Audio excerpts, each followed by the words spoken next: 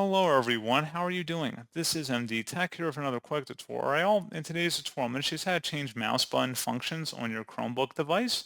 So this should hopefully be a pretty straightforward process here, guys. And without further ado, let's go ahead and jump straight into it. So all I have to do is open up the launcher menu in the bottom left corner, and then select the settings gear button. Now on the left side, select where it says device, and then on the right side underneath device, select the mouse. And then scrolling down to the bottom, there should be something that says customize mouse buttons. Go ahead and select that.